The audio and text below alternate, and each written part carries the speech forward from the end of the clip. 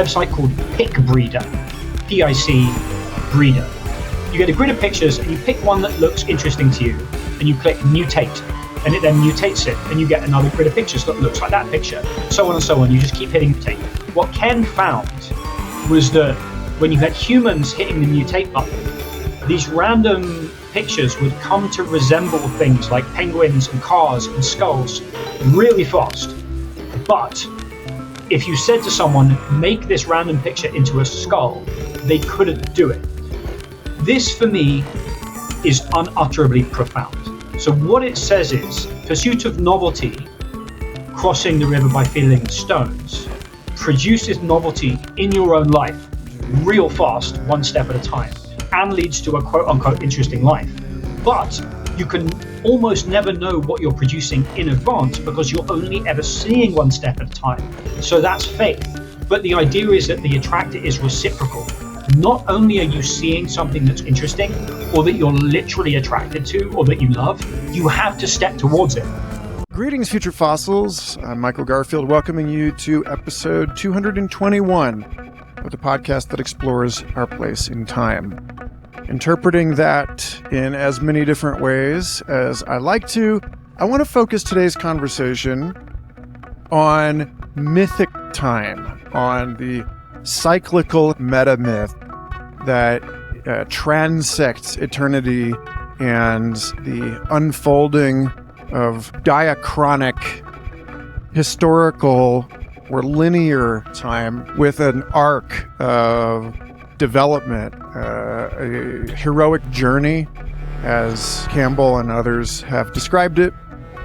This is a moment that, as I feel out the zeitgeist, it seems that a great many people I know personally, and just even more in the broader landscape of society, have decided to claim their purpose, to answer some kind of calling, to quit their job and launch some new bid at a life of ikigai, that Japanese term for an aesthetic principle whereby your own individual contributions and the expertise link up with what the world wants and is willing to pay for, right? So Tom, who just recently left his job at Sapient Capital, and I, who have been wandering the wilderness for the last year after my departure from SFI, and then also more recently from my secret AI startup job I really didn't have the luxury to even tell you about. Both of us are at the very early stages of a courageous play for something that enacts or instantiates who we are and the Dharma we seem to embody a little bit more completely and honestly, and in service of the obvious demand for more help making sense of navigating a bizarre metamorphic era. Those of you who have been listening for a while know that this has more or less always been the purpose of Future Fossils podcast.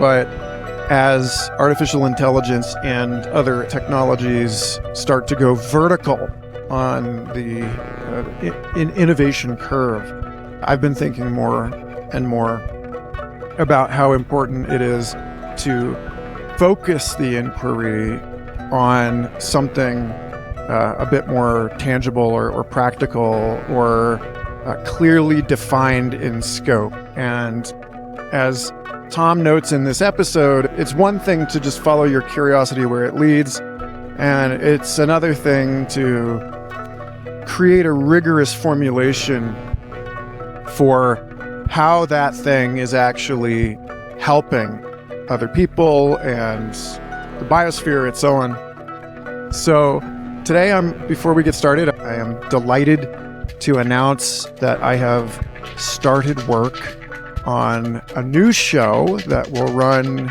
as another program on the Future Fossils Substack and Patreon, a show called Humans on the Loop, exploring agency and decision-making and human dignity. The wisdom and technology, responsibility and power in the age of intelligent machines. So check the show notes for my up-to-date documentation on the vision for this show and how you can help me bring it forth into the world, as well as many links that we bring up to external sources of inspiring, often life-changing media that Tom and I have consumed and mentioned in this conversation, and of course to Tom's own supremely solid blog, some of my favorite essays I linked to specifically, and a presentation he recently gave at the Sun Financial Conference. Tom's a really interesting cat.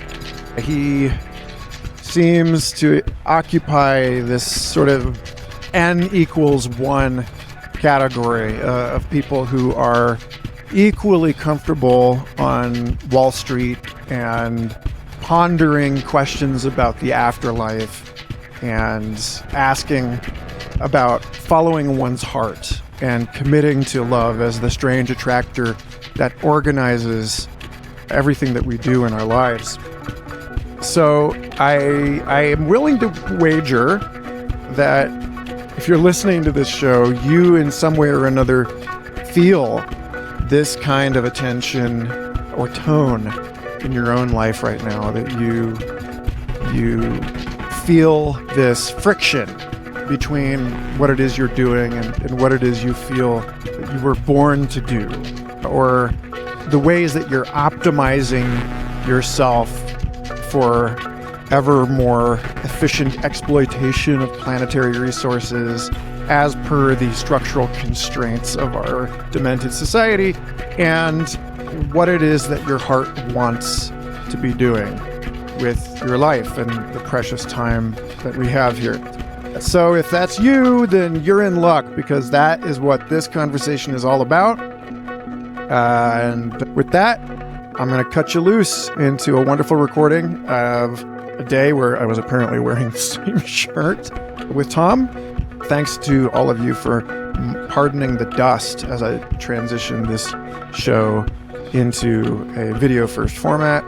If you like future fossils and you have the means, then I hope you'll join Daniel Schmachtenberger and many other wonderful people, including Joseph Senker, Nat and Kelly, H&M Overland Adventures, Brent Nobles, Alan W., and a few hundred other wonderful human beings in regular monthly recurring membership stuff on Patreon and or Substack. It ain't cheap to make sense, folks. It's daring work. And I love you, and I thank you for being along for this ride. Take care and enjoy this conversation with Tom Owen Morgan, friend and badass. Tom Morgan, it's a pleasure, man. How are you? I am super excited to do this with you. And where do you suggest we start? Because you're a podcaster too, or you at least post interviews to Substack. So, like, where do you want to start your story? I can give like the canned spiel so that people coming in cold know who I am. It's one of those things, like I feel like I've got that down, so I'll do that real fast and then we can move on. Spent about 15 years on Wall Street. Really enjoyed the first 11. It wasn't one of those cliche stories where like I realized from the beginning it was all soulless and doomy. Turns out that finance is full of some really quite nice, well-intentioned, intelligent, ambitious, and interesting people. But where the cliche does kick in is I hung on too long. I was well compensated and extremely comfortable, and ended up in a situation where I was stagnant, and a lot of people around me were as well. There was a lot of metaphorical and literal death in the form of suicide, and people like winding down the clock on their lives in their like late 30s, early 40s, which struck me as this absolutely insane human tragedy that no one talks about because those people have money in the bank, which again is just like the wildest idea that compassion is somehow zero sum.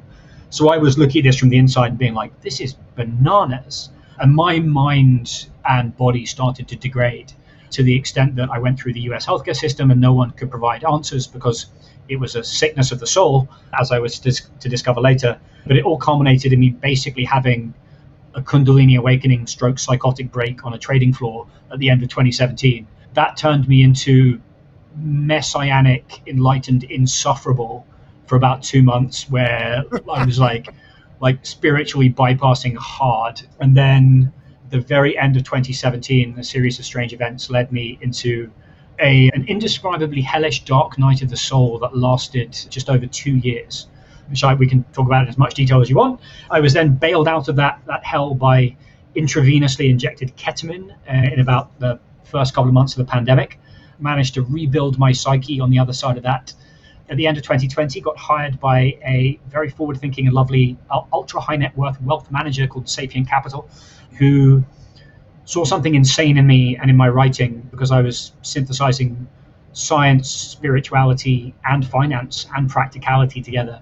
That they were like, dude, just come do this. And I worked for them for 3 years. I recently left to start my own thing called Leading Edge. But that's my story in a couple of minutes. All right. Well, that's the candid grounding for so much of the writing on what's important. That on your blog, you do talk about the dark night of the soul quite a bit, which I think is why I like you. As someone who was flushed out of Boulder, Colorado by the light worker, psychic, bad vibes immune system, the social membrane that said, I don't want to deal with people who are open about having gone through or currently going through a hard time because it reminds me of all the stuff I'm trying to bypass. And I'm very, I don't know, tantric in my disposition, maybe to a fault of like, bring it on. One of my favorite people in that world, in the Boulder spiritual world, is my buddy Stuart Davis. And he has this song. He loves exploring the human shadow and the bright and dark aspects of the parts of us we don't consciously identify as in his songwriting. And he's got a song called, I think, Wizard, or, oh my gosh, it's been so long. But he's got a line in that song that says, you wouldn't know love if it sprouted horns and spat shit in your face. And so, like, yeah, there's something about that. And there's something about you all the way down on street level, in finance, in the Wall Street space, and frankly, also in like podcasting, that really speaks to me in a sort of non-dual one taste kind of way of like finding opportunities to engage with finance bros, literally and proverbially vested in transformative spiritual discourse, and in showing people who are trained to think of reality in a very sort of constricted aperture way, to assign value to a very limited quantitative frame for things. And I don't know where I'm going with this, except just to say that, like, I guess I would love to hear you riff on, I mean, you're the one that introduced me to Brett Anderson and Intimations of a New Worldview, and how Brett puts together this whole thing about the hero's journey and the heroic metamyth and Friedrich Nietzsche and all of this stuff. And so I feel like that's, and you've spoken very well about this stuff in an even more eruditely compressed way. You've got that fantastic 22-minute talk I will link to in the show notes. So I'm not trying to have you reproduce that here, but what I am trying to do, I hope, is to get you to speak to, I don't know, finding jewels in the gutter, be it in society or in one's own mind and soul, etc. Yeah, and I'm always worried I come across as just a miserable bastard because, like, my brand is Crisis and Dark Knight. And I always feel like, I don't think I say this enough, which is like, I got 2 kids, a great home life. I am as happy as I've ever been in my life, times 1,000 as a result of going through this. You don't want to sound too smug about it, but it's just like, shit's really good, man. Like, I'm really happy, but I'm really glad you brought Brett's work into this, because that was weirdly, or maybe not, where I wanted to go next, which is like, all right, people listening to this podcast, you're like, I'm always listening to podcasts being like, all right, what can I use? Right. And maybe that's because I've got a Wall Street background where it's quite instrumental in left hemisphere. It's like, all right, what am I gonna hear on this podcast that's gonna make any tangible difference to my life whatsoever? Because in my opinion, interesting is no longer a high enough bar. There needs to be at least some utility or some practicality. And what I took from Brett's work and his incredible essay, Intimations of a New Worldview, that I recommend people look up, is basically that I encountered Joseph Campbell in like 2015, and it was literally my gateway drug. I knew that there was a there, but I had no idea what the there was. And I knew that the hero's journey was important, and I couldn't really articulate why. And actually, like, the night I descended into hell, a voice in me said, I'm ready for the hero's journey, which maybe sounds a bit grandiose, but perhaps less so when you understand that, like, it was mostly comprised of crying in the shower. The hero's journey, and this was the insight I took from Brett, is that the hero's journey describes a phase change in a complex adaptive system.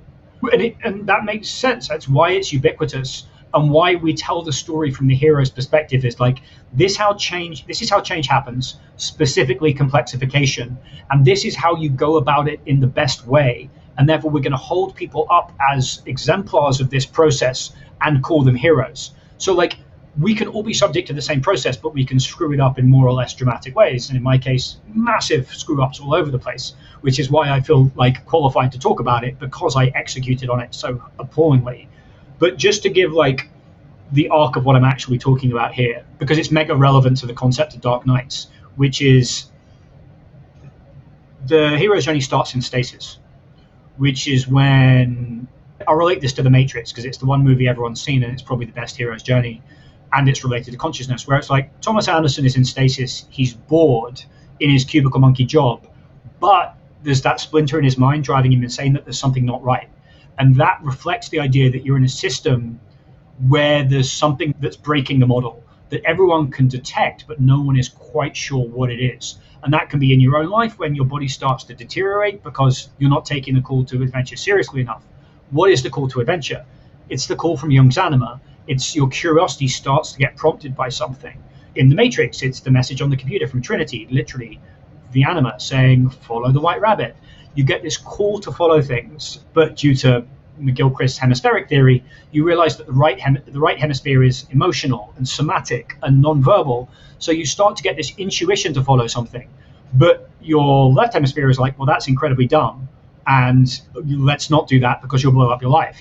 So then you have this period of the refusal of the call, when Neo hears the story of the Matrix and is like, well, that all sounds like nonsense. He goes back to work, and then he gets interrogated and found by the agents. That's the crisis. And in real life, it's like you're sitting at your desk and you're like, I just really want to be a Jungian analyst or whatever it is, right? But every muscle in you is like, don't do that, dude. You got a wife and kids. You're going to blow up your life. And so you go through this long phase of this drawn out liminal space of rejecting the call and not taking it seriously enough. And don't get me wrong, when you take the red or blue pill, usually that you encounter the anomaly that has been keeping you trapped. And then your whole life gets thrown into turmoil. You incorporate the anomaly that wasn't in your model, and then you emerge at a higher level of complexity. The wild thing about all of this, and this is relevant to the Matrix as well, is I think I know what the anomaly is. And this is something that we should start to chop up, because I think this is relevant to your history at Santa Fe, which is that there's this threshold beyond which most people cannot go because it fries their brains. And this might be because it legitimately has ontological shock in it, or because it's such a violation of our own principles in society, which is that we have this weenie egoic intelligence and this ability to connect to whatever you want to call it, whether it's the Tao or emergence or the universe or God or words that manage to trigger every single person with whatever you use. But when you connect to that higher intelligence and you align yourself to it, things can go really well in your life. But that process tends to involve a death and rebirth. So I know that's long-winded, but maybe that's a jumping off point for us to go other places. Definitely. Okay, so let's glass bead game this whole thing that you just said, because there are ways that over the last several years I've sought to try and actually the one talk I got to give at the Santa Fe Institute shortly after I started working there it was maybe 6 months after I started, sometime in early 2019, was The notes for that talk are up on my Patreon. The recording failed, unfortunately, but it's probably for the best. It's like at the very early stages of the synthesis of what I was ultimately calling toward a new evolutionary paradigm. And one of the things that was showing up to me even very early on in my encounter with being in the hotbed of complex system science research is that a fundamental theory of intelligence based on statistical physics, based on information theory, there's a lot there that helps us start to create really robust, reliable ways of thinking about some of the biggest questions in the life sciences and in the science of consciousness and the study of the mind. And one of those things is that, and we talk about this on the show all the time, that information processing or computation, which are not understood in exactly the same, like I spent years rebelling against what Jaron Lanier calls cybernetic totalism, like the idea that the brain is a computer and that this stuff, there is a sense in which that's all absurd. And I know that you're going to get into some of that. I recently spoke to Helena Wabe at the Institute of Noetic Sciences about this for the show, about non-physicalist paradigms for consciousness. But the point is that it is also completely reasonable to think about life as that which performs computations in this sort of specific formal physics sense, with the idea that information is something that is observed. It's not just this abstract quantity. It's something that is, you separate signal from noise by sensing. And so there's an observer that's implicit in the formal definition of computation, some kind of system that is understanding something, that is, making a distinction, what Gregory Bateson called the difference that makes a difference. And when you start seeing that, then suddenly you have this alchemical moment, an as above, so below, where like Daniel Dennett, may he rest in peace, and Michael Levin, his colleague at Tufts, wrote a piece for Aeon magazine a few years ago about cognition all the way down, in which they were basically saying what people like Francisco Varela and Umberto Maturana were saying 40, 50 years ago, which is that cells think, that organs think, and tissues, and like that you can look at all the way down into the basic biological substrate of your body and see it as thinking and perceiving and agential, that your cells have goals, but that it also goes up, and who knows how far down it goes. I think there's an argument that it goes all the way down to the quantum, that individual waveforms are like a quantum of this property. But then there's also up into cities and companies, and that's why I was so excited to get Jeffrey West on the show, because he's done all this work on applying biological scaling to organizations. And so like this, basically, to make a long rant end, when you talk about, I feel like a lot of the implied philosophical injunction, the like Rainier Maria Rilke, you must change your life, that's woven into everything I was learning at SFI and everything people were talking about, was in some sense ultimately a kind of a religious statement that there are forms of intelligence that may not be greater in a moral way than our own, but are certainly operating on much slower timescales than the human, and in which we reside. Like, we are parts of these intelligences that are so vast in time and space that we don't usually notice them. And I mean, that's the sort of, I feel like that's actually the tamest, least controversial thing that, I mean, like it's so easy to rigorously argue that yes, there is a greater intelligence and you're part of it, and you probably are in communication with it the way that your cells are in communication with your body. So, like, why? I'm the wrong guy to ask this question, but why is this so controversial?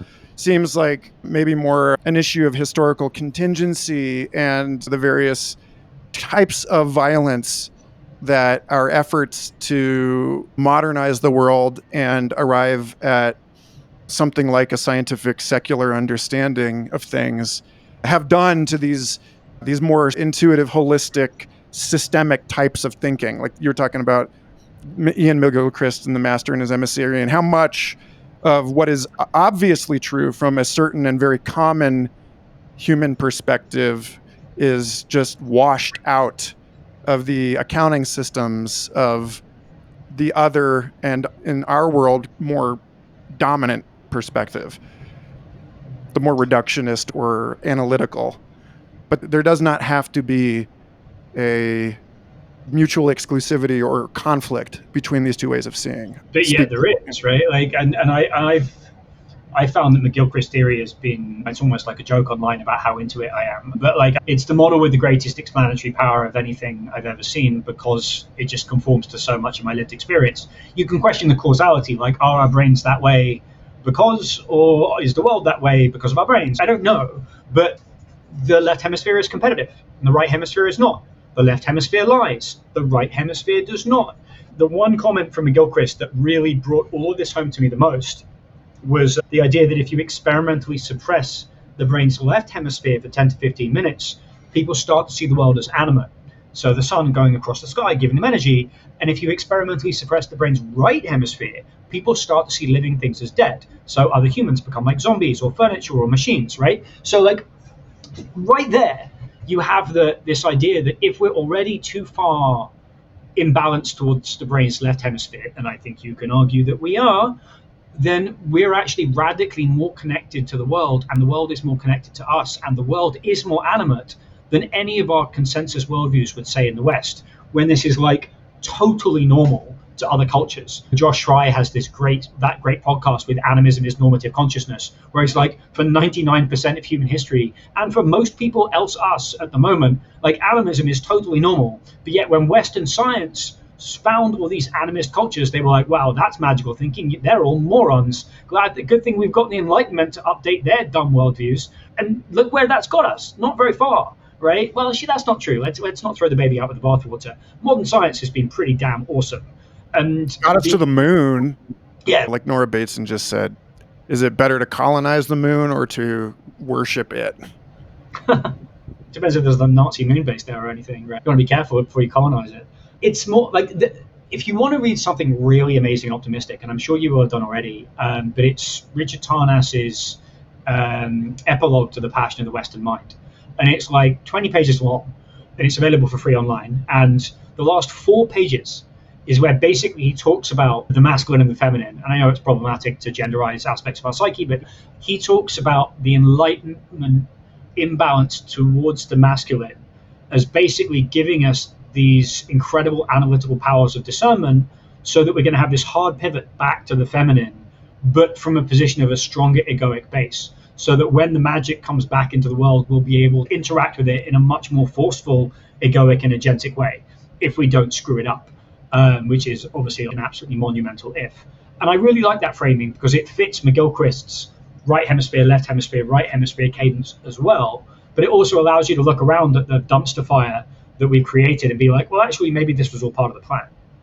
So there you did the thing I was going to prompt you to do, which was to take all of this cerebral jibber jabber and weave it back into the peat lining of your own lived experience of going through hell, and also just generally looking into the dirt or the refuse or the repressed or the avoided, unexamined for investment opportunity, not necessarily just financial, but as this place where one will go from the negredo of the alchemical process and into that transmutation and alchemical gold. So yeah, I would love to hear more on your own encounter with the anomaly with the agent of destiny and how that took shape for you, and then how you've come to make sense of that. Yeah. Yeah. And we should talk about money in a minute as well, because that's such an interesting topic in this context. But I had lots of weird ways that I encountered the anomaly, but I think let's keep it instrumental and be like, how do I interact with it? Which is that synchronicity is the primary method with which I calibrate my path. It's an imperfect mistress, but it works better than most of the alternatives. I find ways to flow on a daily basis, but flow in service, not just wingsuit skydiving. Like I write for 4 hours every morning, then I do Brazilian Jiu Jitsu, and then I try and meet as many people as possible. Sometimes, well, always with no agenda, but often with the implication of how can I help them. And that win stance for the last 3 years has created inexpressible abundance where I enjoy meeting the people, but something amazing always drops out of it later. And then the writing was basically the inversion of the Wall Street skill set that I got of trying to synthesize a lot of information quite quickly and then communicate it to people with no time. So that whole combination has put me into this flow where I feel like I'm working in service of something, as much as I hate the word service, and everything seems to be aligning around that in like a very vague, loosey-goosey way. But my life is better than it was a month ago, which was better than it was a year ago. So what was it for you? Because I've had far more limited interaction with the belly of the particular beast from which you expelled yourself. But I do remember around that same time in 2017, I went and spoke at the Commonwealth Bank of Australia Innovation Lab. And I was envious at the time. I was like, wow, look at all of these brilliant, creative people working in this high impact, high leverage, international reach environment in a part of this enormous organization that is devoted specifically to innovation, and they're getting paid really well. And how cool is that? And I was like a stray dog they let in to give treats, and like had this, I don't know, 9-hour encounter. It was supposed to be 45 minutes. And then we all went across the street for beers, and everyone who went across the street with me for beers afterward had left their job within like 2 months. And I found out that my friend Andrew Despy, who had invited me, later was like, yeah, these people were all miserable. And you came in and stirred some stuff up that prompted a lot of reflection on people, and people saying, you know what, I'm sick of this. But somehow I have not managed to do this very well for myself in my own life. And I've hung on in these very dark, toxic, intractable places. And that's what I love about seeing this whole thing, about the way that Campbell and Jung and Bill Thompson and people talk about what happens to people if they do not answer the call. What happens if, like, how all of the opportunities for your guardians spirits to prank you and fuck with you and make things hard until you're willing to leave the comfort of your fear hole and set out on your grand adventure. And it's just so ubiquitous a framework. Anyway, I'd love, I just want to. Yeah. Brett helped me with this a lot. Brett Anderson, where he's like, and this was in the 20-minute video you referenced, where this concept of differentiation and integration, where it's like, and your listeners will get this more than most, but like the universe is trending towards complexity, and like, look outside, obvi, right? And we're no longer guaranteed heat death. And like, I don't know much about any of this stuff, or do I care? It just seems intuitively correct. So like, what's the definition of complexity? Something with highly differentiated parts that are all integrated into the whole. Like, your body is comprised of like an unlimited number of highly differentiated parts that are all integrated into the whole. Like, okay, that all makes sense. If as above, so below, if this whole thing's fractal all the way up and all the way down, your role in the broader reality that we inhabit, whatever the hell that is, but it's one where we have to go to work, or at least we have to pay the bills, it's for you to become the most Michael that you can be, in that there'll be things that, this is why my focus has been on curiosity for such a long time. There will be things that interest you, particularly you, that are mental and don't interest anyone else, but also your relationship to them puts you in flow. And the more you inhabit that ecological niche, as Bill Plotkin sees it, right, the more evolved you become. I think people get that. It's like, oh, so it's play for me and it's work for everyone else. I think people get it. I think what people don't get is the idea of the integration, which is that you have to be doing something that's integrated into the universe's grand plan. Because even that last sentence probably triggers antibodies in like 95% of the population, and with good reason, because it sounds like bullshit. But my whole point is, and this is even a low conviction view of mine, it just happens to be the way I've lived my life, which is that if you offer the correct sacrifices based on an open heart and those gifts that you've cultivated to the universe, and the universe is like, yes, please, Michael, more of that, and you get a synchronicity, or you'll just get some cash money or lots of clicks, right? You start getting engagement. But I've been coaching people for the last 4 or 5 years with different degrees of success. But the one thing I've noticed, literally 100% of the time, is that you have to make the first step over the threshold, but then an opportunity opens up orthogonal to you. And so you have to make these constant teeny little, or sometimes really big, little steps outside. Like, what creative act, as much as I hate the word creative, can I send out into the world as a sacrifice? And then see if there's like a Marco Polo, where something comes back that's like, that for me, in terms of the felt sense of the synchronicity, is unmistakable. I have no idea how long that lasts. I don't even know if that knowledge would have helped me in the dark night of the soul, but I know it's how it works now. And certainly my life is much more enjoyable. Because even if everything I've said is bullshit, which it might well be, this sounds a bit grandiose, right? But I get 3 or 4 people a week messaging me saying how much my writing has helped them. That's real, right? Like at the moment I have 0 salary because I've just started a new business, but I still get 3 to 4 people emailing me a week to be like, you really helped me by talking about your experiences and your journey and surface this information. I now have enough to wallpaper a wall of my bedroom. And if it wasn't the most narcissistic thing ever, I might actually do it to motivate myself. And when I was on Wall Street, people liked me, but no one ever emailed me, ever, to be like, dude, what you said then about Apple's stock price changed my life. And one of my buddies who left before me said something to me, which was, I'm giving people information, but it's information that helps them. And that seems like such a simple thing, but I wasn't doing it, and now I am. I keep a folder of those things. I feel like if it's on the computer, it's less of an offense. Well, that's a nice idea. I like that. It's like self-esteem porn. I just keep it over there. But yeah, okay, so what you're pointing to, there's something came up in listening to you talk about this, and I'll keep this brief. I think a lot about this talk William Irwin Thompson gave in the Lindisfarne tapes that I'll link to in the show notes on Exodus as revolution, and looking at the book of Exodus and the Jewish people's escape from slavery under the Pharaoh of Egypt and out into the 40 years of wandering in the wilderness. And they were after a promised land, but didn't know how to get there. And there's something you were talking about in the process of like dilating yourself to feel the synchronicity, to sense the opportunities. You're not necessarily saying, I am going to achieve this, but you are still motivated by something. You are still, I've got a daughter, so I watch Frozen 2 a lot.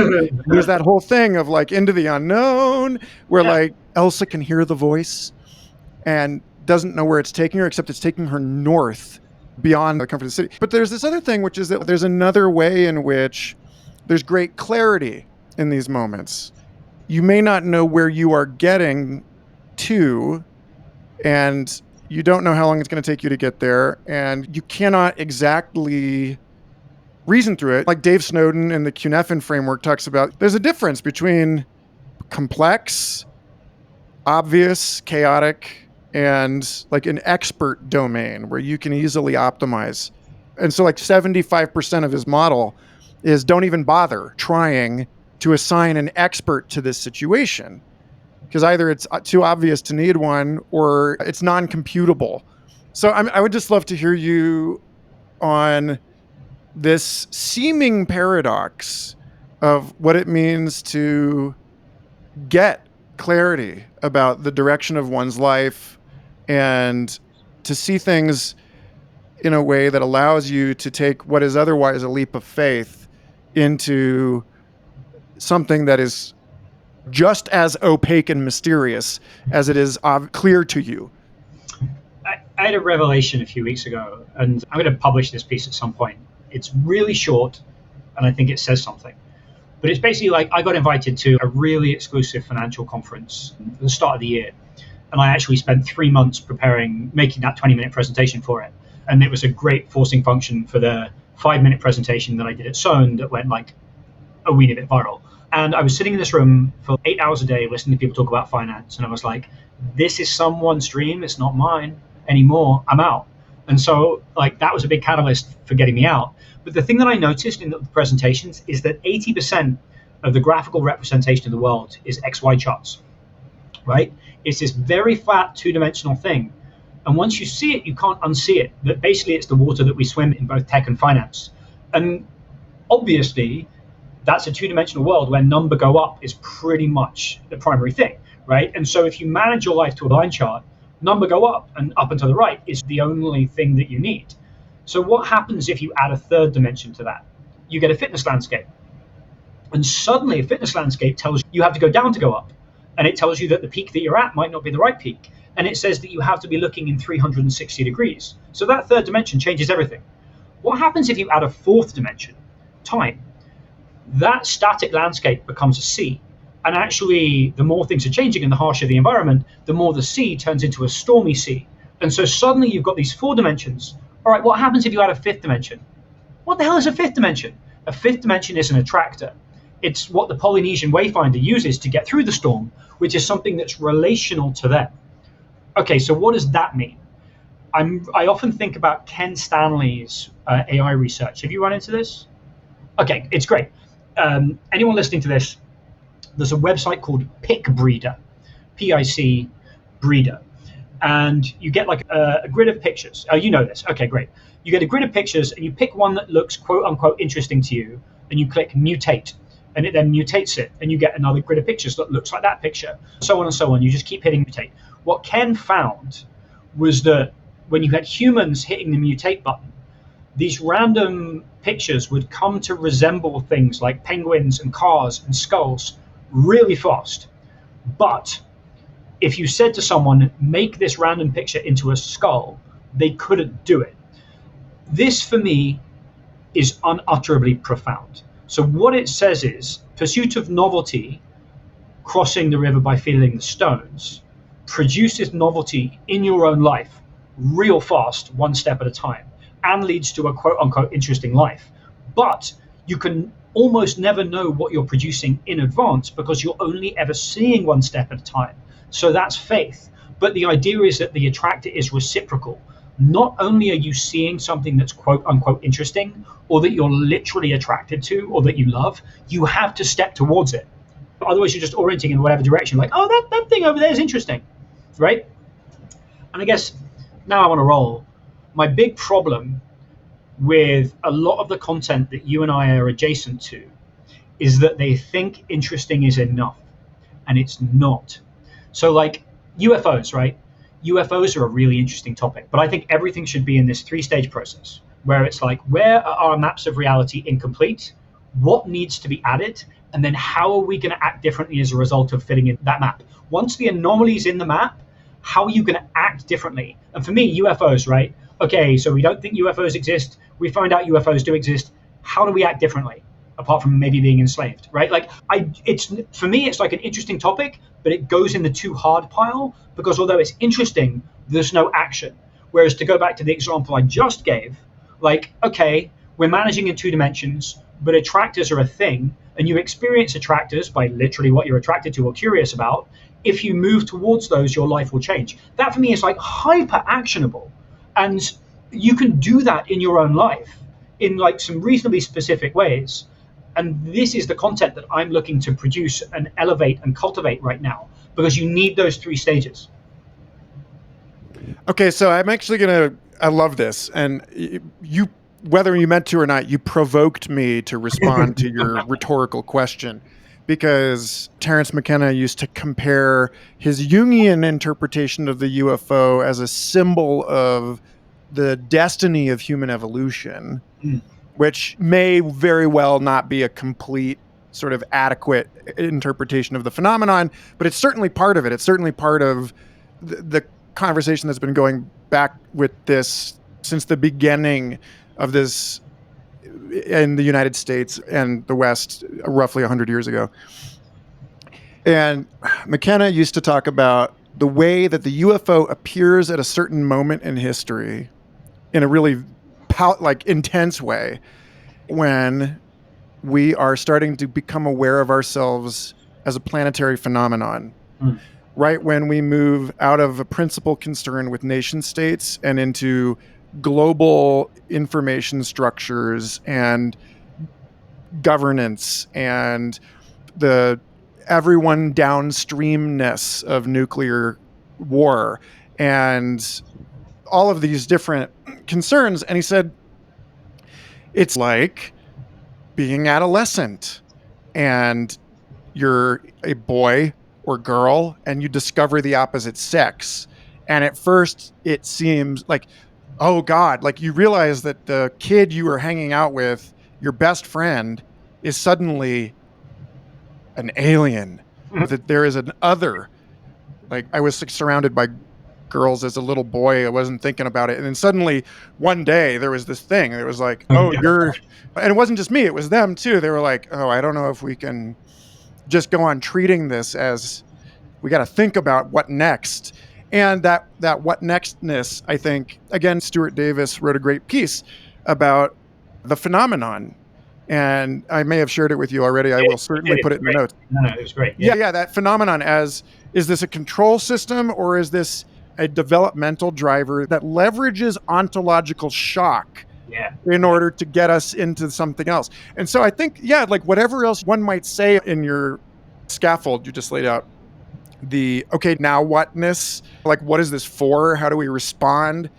I think that we're doing it right now. If anything, in that Stafford Beer sense that a system is what it does, then what has happened here is that the appearance of the UFO, regardless of its ontological status, has forced a democratization of conversation on the ontology of anomalous phenomena. And that seems like a very crucial thing to be going on right now that will have immense economic results one way or another. Like whatever it is that we decide here, and it's not like an either or, but clearly there's got to be some sort of z-axis like you're laying out, like the fitness landscape. Oh, there's a fifth dimension. Keep going. How many dimensions can we actually hold? Like how much can our attention actually manage here? And so I just want to say that, like, yeah, for maybe not for a lot of people because there are more pressing concerns, but there is something radically imminent for me and relevant about the UFO to the extent that the human of the 21st century is so hyper connected to everyone else on average through our digital media that we feel grief at the conflict in the Middle East or tsunamis in Indonesia or these kinds of things. And then now it's like, okay, well, if those people on the other side of the planet, if insects have consciousness, if scientists are finally willing to go there and say, oh, the trees are intelligent and insects are aware and so on, then where is the quote unquote alien? Like, what is the next thing? And so it's like in Star Trek, how the cool thing about Star Trek I heard in the post-show self-congratulatory Ready Room thing that they do, a little video podcast after every episode. And one of the folks the guy who was just brought on to play a Breen in the latest season, he was like the most arch villains of the whole thing. But he's like, this is an heirloom thing. And you come into this show, like you're standing on layer after layer of earlier series of Star Trek having processed things like where the original series, the thing everyone remembers about that is Kirk kisses Uhuru. Mm-hmm. You know, it's like that's the moment. And then Next Generation is like, well, there's a Klingon on the bridge. There's a Klingon Starfleet officer. And then you get to Picard years later and it's like, oh, now we have sympathetic Borg or like, Voyager. they keep pushing the envelope. And I don't know. So anyway, I just think that there is something utilitarian and urgently so about pushing the envelope. And that's what I love about your work is there were specific writings in which you very skillfully interrogate people's notion of what is and is not worth their attention as a possible investment opportunity. But that's it, right? So you and I had a really enjoyable conversation about disinterested spouses, right? Like my wife is like mega successful and just doesn't give a shit about any of this, right? Like she would have switched off less than 1 minute into this podcast. And this used to really annoy me. And now I'm like, oh, okay, this is a signal. And the signal is effectively one of my good friends, Mona Savani, who wrote an incredible book, Proof of Spiritual Phenomena. She was on a podcast the other day and she's talking to Scott Britton, and they were like, the degree of your psychedelic integration is reflected in your relationships. And I was like, kick me in the nuts, right? Like, you've got to bring this stuff into the world. And I think that's the integration component, right? Which is that, yeah, this topic's really interesting, but how am I walking towards it, right? And the idea of ontological shock, I think, is really worth digging into and really powerful, because what I am saying with a lot of my work is that the ontological shock is lessened if you're willing to take a lot of these ideas on board, but also walk towards them in certain ways, to do these experiments with creative acts, to consider that there are things outside of your umwelt that could be calling to you, and to have more confidence, to just incrementally more confidence to pursue these in the real world without burning your entire life down. These are not like total practicalities, but they are practicalities rather than just what our community does, which is like, wow, isn't this interesting? I'm like, cool, but maybe that's why you don't have any money, right? Like for a lot of these guys, which is like, one, interesting is not enough, and two, you've got to have some action related to it. Maybe that's the old Wall Street guy coming out. I don't know.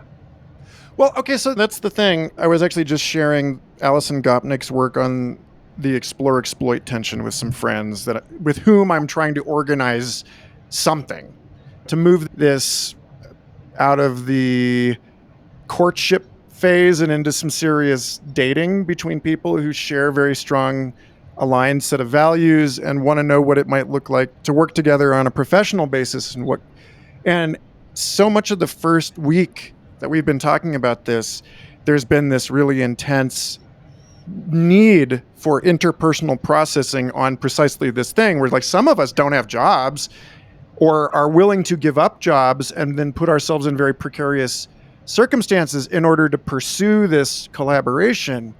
And others have a fallback and have a little bit more freedom. And so there's been this thing, and some of us have chronic health issues and some of us don't, and so on. There are all these ways that people come into conversations with different kinds of privilege and different kinds of hardship that shape the way that we assign value or whatever. And so like when so many of our armchair philosopher friends are struggling, and the question is like, we need each other. We need a balance between the people who are dedicated to the consilient, or like, again, Brett Anderson talks about this spectrum between IP and autism. Yeah, autism and schizophrenia, that there are these abstract, holistic thing that, forgets to cash the check they got at work. And then there's in our society, often, but not always, high functioning person who's very good at staying on task. And that's what you're talking about in relationship. The conversation you and I had was about how it seems like those two kinds of people tend to seek each other out as a way of complementing the missing frequency or whatever. But yeah, it is a challenge. It's a challenge that you and I talk about a lot, to make some of this stuff more legible. The thing that we got to was one of the folks in our meetings kept interrupting people and urging them to get to the point. because we only have so much time to figure this stuff out. And then other people were pushing back and saying, well, actually, as soon as we understand each other, then action becomes easy. And right now we're at a point in the cycle where it's important to tolerate some noise and confusion. It's an investment in long-term efficient collaboration, like in arriving in the right attractor basin rather than trying to make things happen in this state where we've rushed the process. But yeah, in like a universal way, but I would love to hear you talk about the perennial touch points in this show, Chronos and Kairos. Time and timing. I've already gone on too long. Let's go back to money, because it informs the rest of that question. Money is really interesting. I've been in the money world for 20 years. And for the last 3, I've been around mega billionaires. And there's this amazing dynamic where you basically have men, mostly, with extraordinary amounts of wealth that represents safety, optionality, and self-worth in all ways that I think are deeply sympathetic. Easy to hate those people, but whatever, is what it is. And everyone's like, wow, why didn't they give it away? And it's just like, what a shitty proposition, right? Like, would you? I mean, maybe you would, right? But I believe that the sales pitch has not been made to these quote unquote hyper agents as to why deploying their money is valuable.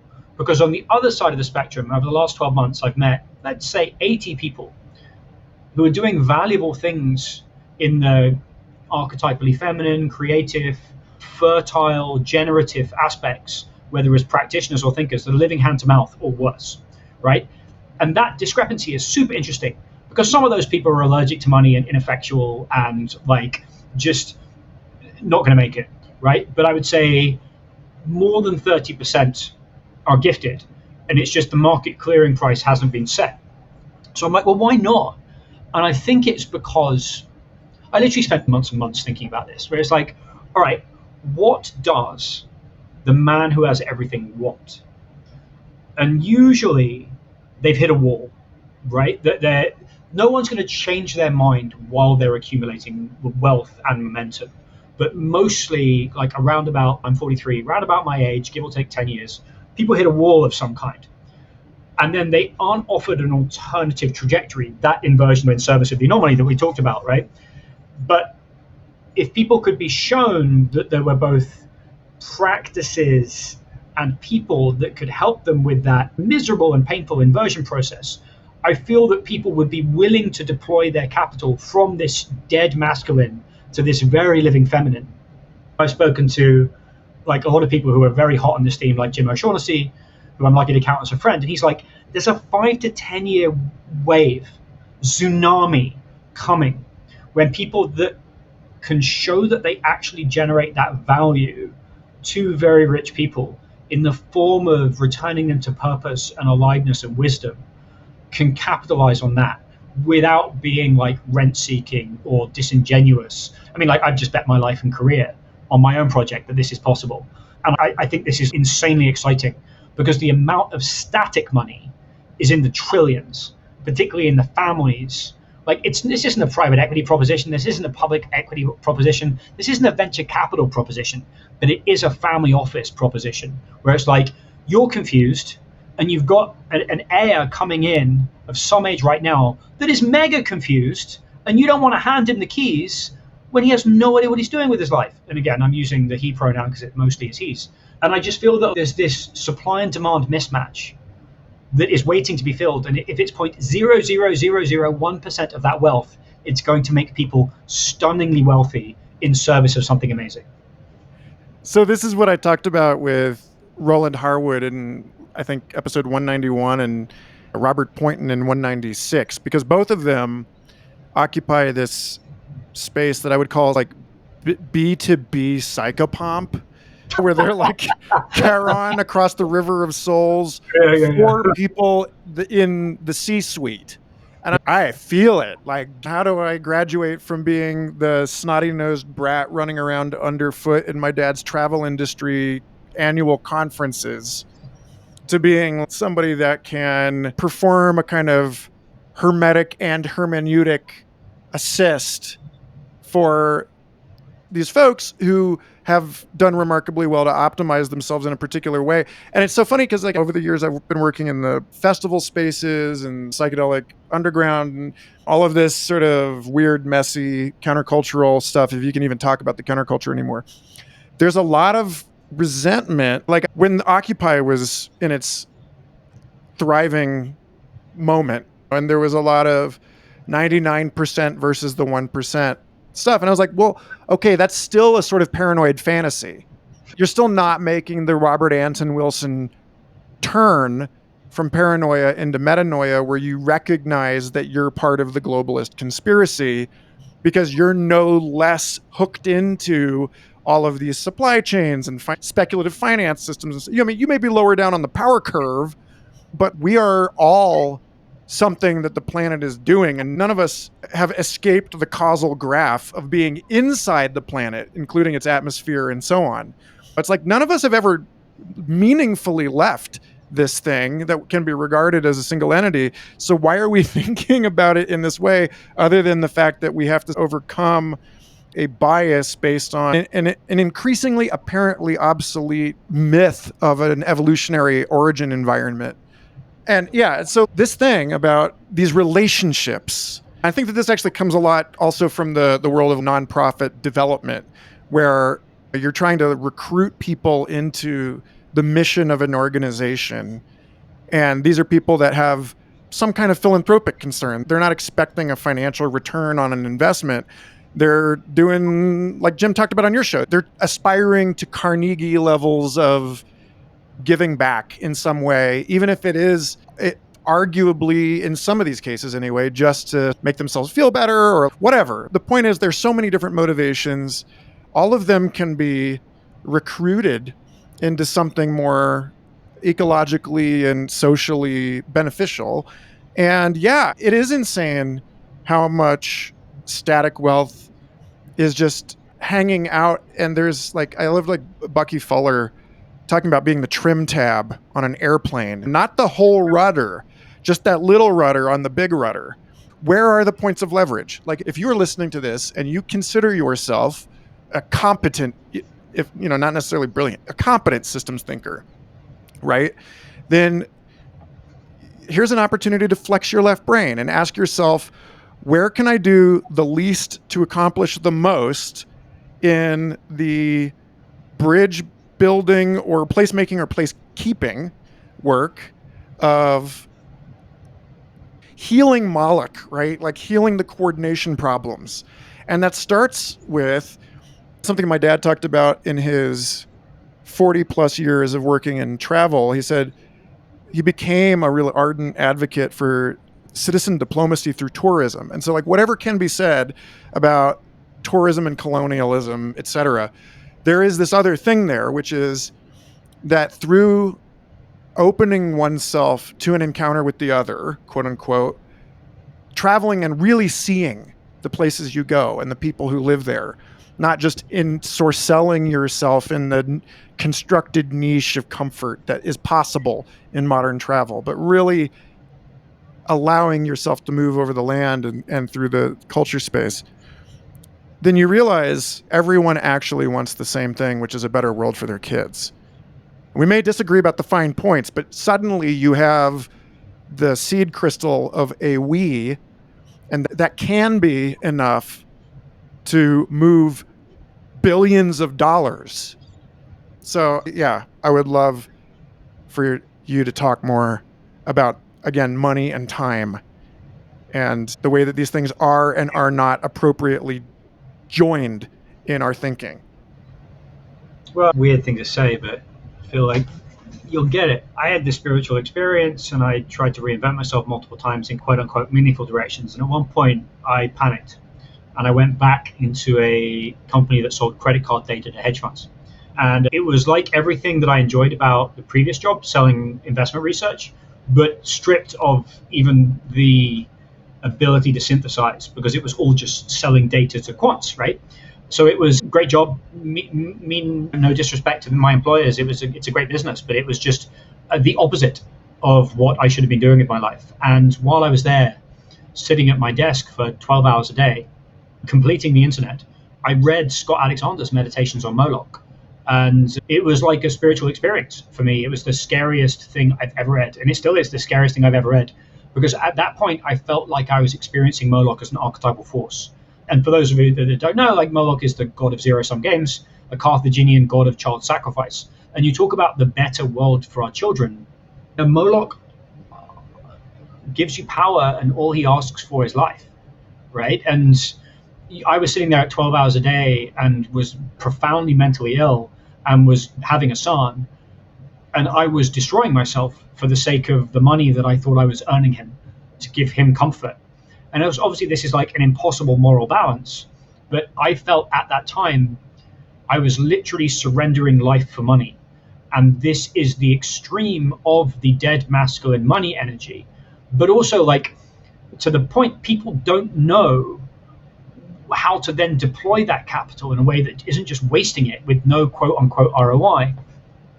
What's deeply strange is that after the ketamine, it took me a long time for my brain to start working again, and even longer for me to be able to start speaking. And I'm talking like months.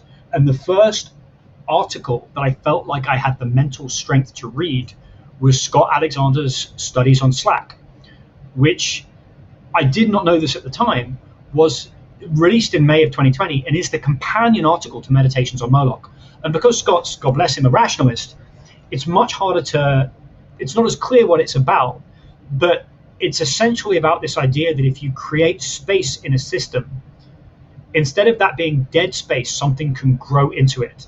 And you actually saw that in the pandemic, where people were at full Moloch working 100 hours a week, and suddenly if they even made a 10% gap in that, often their unconscious would just kick the fucking doors in and be like, Michael, you are wasting your life. You have made horrible decisions, and I'm going to burn your life down right now. And that's obviously like a mega extreme example, but I think it goes back to like, oh, so what are we using the money for? I think you use the money to run small experiments. Now, if you're a mega rich person listening to this, or even like a comfortable person that's just unhappy, think about how you use that capital to run experiments with transformational practices used in context and lineage, exploring topics that you care about, and putting something on the line, if not financially, at least reputationally. Well, yeah. I mean, that's all I got. Just to sympathize, you're right.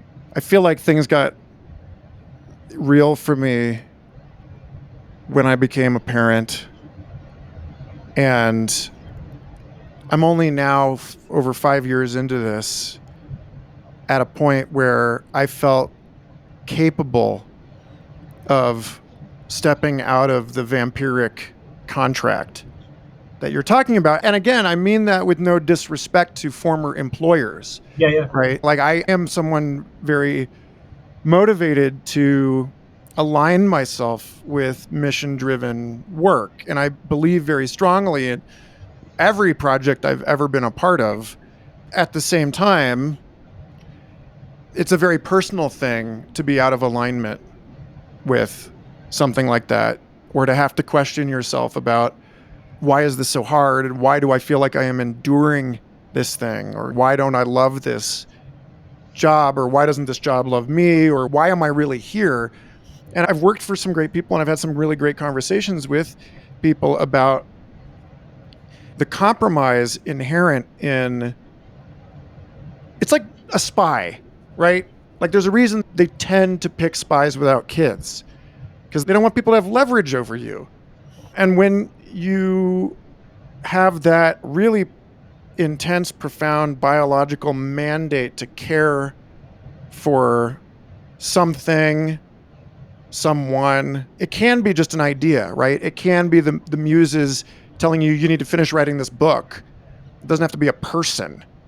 But as soon as you have that thing, and everything else is just like, well, I'm just working at McDonald's so that I have the money to write this book, then things get exquisitely difficult. And I think we can see a lot of civilization as an attempt to reconcile this tragic tension.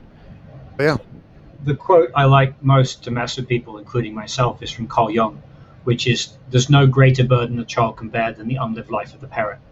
And this is a weird story, but I really struggled for a long time as to whether to leave my last job with Sapient Capital. They're good people, and it was like a dream job, but for me it was like energetically starting to stagnate.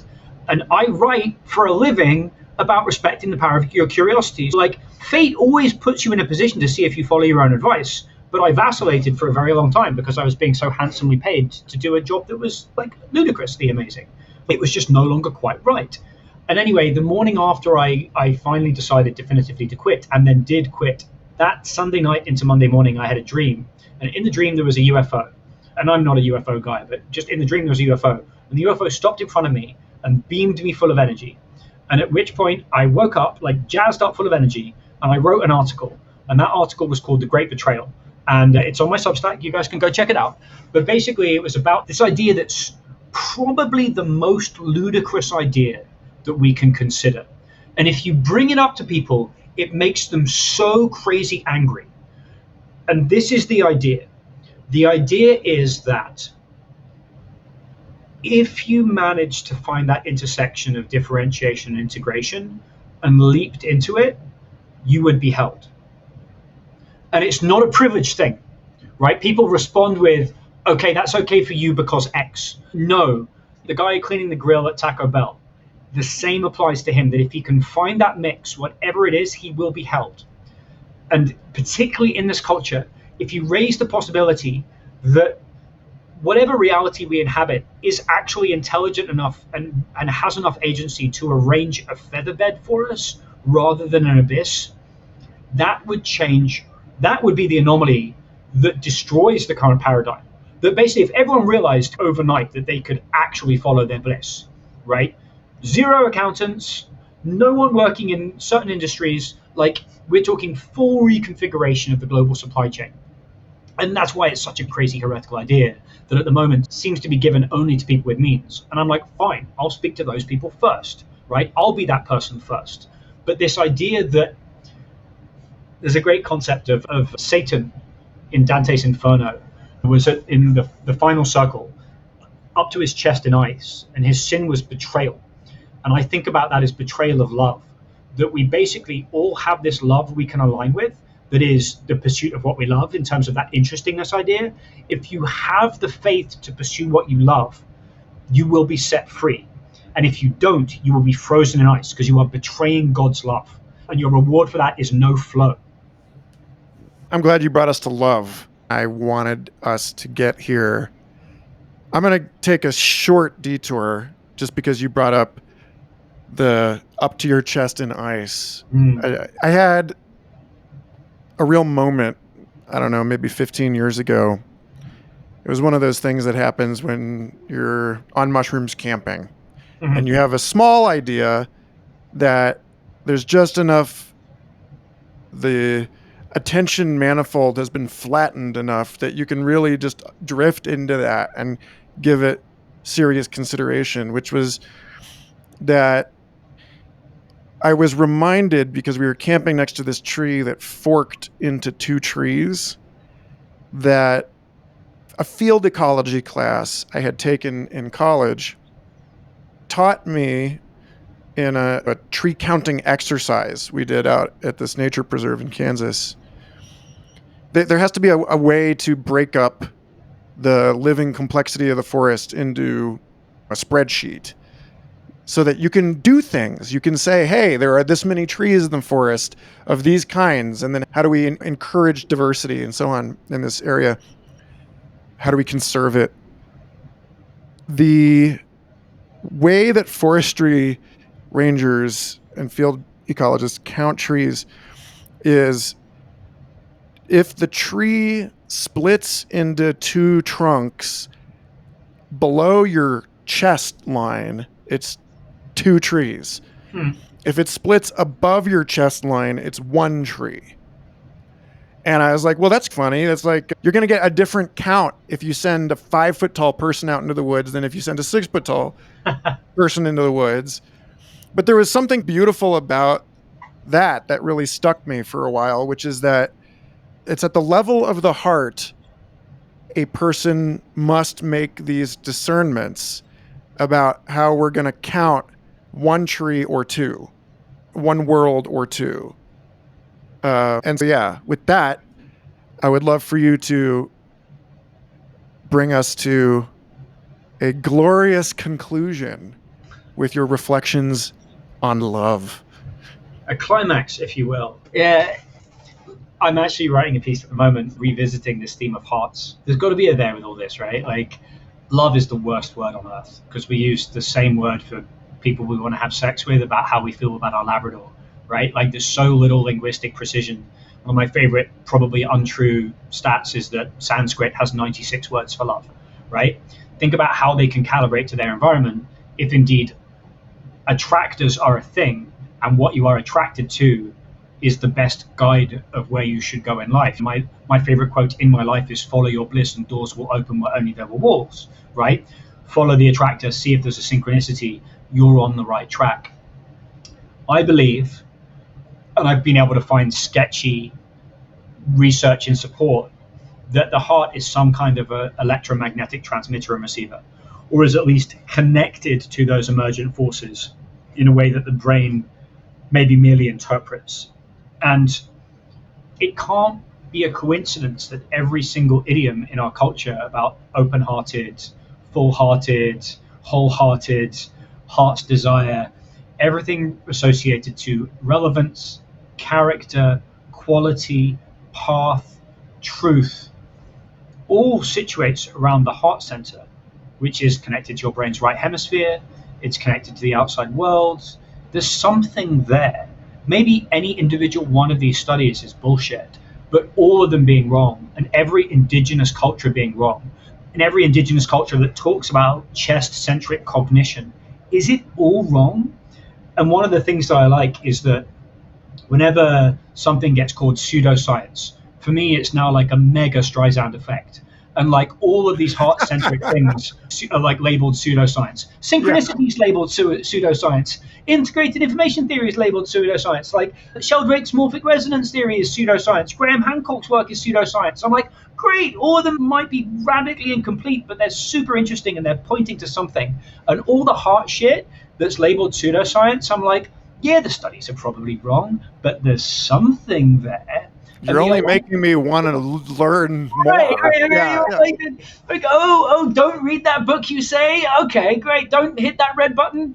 And it all revolves around this idea of love, and that love is an attractor, and love tethers us to the world in the way of that McGilchrist sense, right? Like our head abstracts us from it, and our heart brings us back to it. One of the strangest things that's ever happened to me was during my Kundalini awakening experience, I had full sensory kind of explosion that my inner monologue turned off. I saw like energy flipping off the trees. It was really wild. But one of the things was if I ever said anything that wasn't true, I felt it in my heart as pain. And I was like, shit, am I just always turning off this sensitivity? Because obviously I must be, right?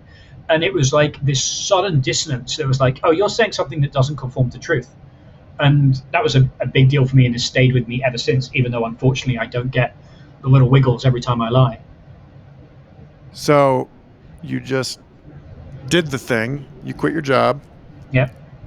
Land us, if you will, please, with a song about what your heart is telling you to do. I mean, you have danced around this the whole conversation. Yeah. But now's your chance to pitch all my broke friends on your new project. Well, thankfully, it's not going to be very expensive. It's called The Leading Edge, and it's content and a community. And the content is going to be something that, dare I say it, I think is relatively unique, which is that it's got to conform to the 3 stages of the hero's journey, broadly understood, which is like, where is our model of reality incomplete? Most people can do that. It's tedious diagnosis, right? But what needs to be added? What's the anomaly? That's incredibly interesting. And to be honest, not many people can do that. I'm not saying I can do that, but I'm saying is I found a lot of people that have. And then third point, what are you going to do differently? Now your worldview has shifted. What are you going to do differently? If you discover that reincarnation might actually be more of a thing than you thought it was based on lots of surprisingly strong empirical research, are you going to change? is that going to influence your relationships? Like, you've got to get to that third stage, otherwise it's just quote unquote interesting without movement. It's like turning on your right hemisphere without using your left hemisphere to walk towards it. So all of my content and my interviews and videos and everything I'm going to do is going to try and stay strictly to that format. Otherwise, it's not enough, and my wife isn't going to like it. And then there's going to be a community, which is to hold people. I went through a transition in Manhattan with no idea what resources I could trust, no idea what people I could trust, no idea what modalities I could trust, no idea what practitioners I could trust. I compared it to having a burst appendix in the 15th century. And a lot of people now are going to go and have their doors blown off by psychedelics. And then they come back and they're like, was any of that shit true? Mother Ayahuasca told me a bunch of stuff, but am I really going to quit my job? And I'm like, dude, let's just put some science around this. And actually, science is not as far away from this stuff as anyone thinks it is. It's just we haven't been in school for a while. And the stuff that we were taught in school doesn't have any anomalies incorporated into it. It's the community to hold people. And then there'll probably be a few people at different levels where I have very limited capacity that want a very involved process, where I can connect them to the people in my network that I think you can trust. Because I think trust is the one thing you need in this container. That there's a lot of charlatans out there, and there's a lot of really bad people that take very dangerous psychotechnologies out of lineage and hawk them to the highest bidder. And I don't want to have a financial involvement in that interaction necessarily, but what I do want to do is provide a container for that process so that people can trust the people that they're being introduced to, at least one level different from like a guy in a bar that tells them to go and do IFS with this dude. Yeah, on that note, if you're hearing this and you've recently had a profound high-dose psychedelic experience or some sort of spiritual breakthrough and you're feeling vulnerable and receptive, then have I got some coaching for you. No, but seriously, I do actually trust you as a wayfinder with this stuff, and I trust that people will find great value and assistance in you joining the ranks of this very needed planetary interstitium of transition. I won't call it management, but transition facilitation. The last thing, because we have this, you can answer this with a haiku. So much of what you said points to the default closing question of Future Fossils is, what changes if you start from the assumption that the ancestors and the descendants, that the future is in the room with you right now? Show us where it touched you on the doll. Like this, what happens to your life concretely if you decide that, okay, fine, time is a river, but the river is not just like a standing wave. Like there is an ocean and there is a spring at the top of the mountain. So what changes for you if you lean into the future and its denizens being present now? It's the difference between time being your enemy and time being your friend. And I'm not sure there's anything more important than that. You know what it's like for both of those things, where it's like you're counting every minute at your desk, just watching your life tick away. Or you just don't know how to fill your time and you get stuck in dissonance, right? Even for people that aren't working desk jobs. And then when time's your friend, when you're in flow, and you're in meaningful flow, not just flow seeking, not just sensation seeking. That's all the difference in the world, and that's the gift on the other side of this journey. The beautiful place to roll credits, Tom. Thank you so much for being on the show, man. Thanks for having me, man. Loved it. Thanks again for listening, everyone. I hope you enjoyed that conversation as much as I did. One more announcement before we split.